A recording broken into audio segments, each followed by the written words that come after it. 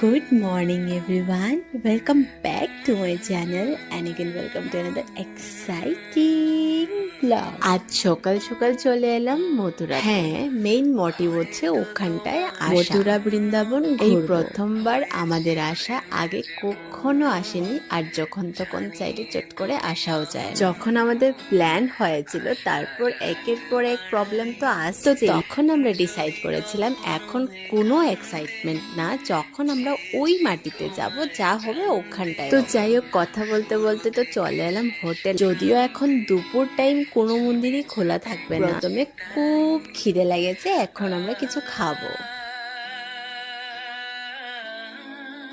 দুপুরে তো আমরা ভাত খাই আর তার আগে সকাল থেকে কিছুই খাওয়া হয়নি। তোমরা আমাকে দেখে হয়তো বুঝে গেছো, থালিটা দেখে আমার একদমই মন মতো হয়। প্রথমে ভাবলাম একটা টেস্ট করা যাক, খিদের পুরো 12টা বাজিয়ে দিয়েছে। কোনো রকম পেট শান্ত করে চললাম নিধিবনে।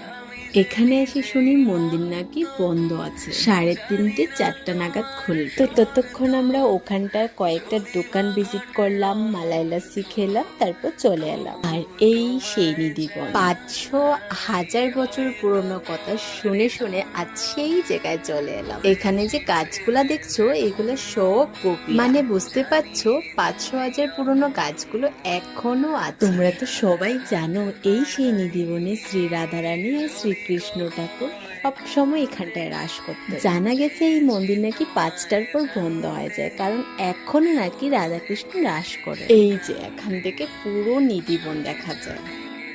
তারপর এলাম প্রেম মন্দির। হাতে যা সময়টুকু আছে একদমই কম, অন্য কোথাও মন্দিরে যাওয়া যাবে। এই প্রেম মন্দিরটা আমাদের হোটেলের পাশে। অ্যাকচুয়ালি এখানে প্রত্যেকটা মন্দিরে 8টা 8:30টার ভিতরেই বন্ধ হয়। এই মন্দিরটা যেন কে বানিয়েছে, শ্রী কৃপালজি মহারাজ এনাকে নাকি সাক্ষাৎ শ্রী রাধারানী কৃষ্ণ ঠাকুর দেখা দিয়েছেন।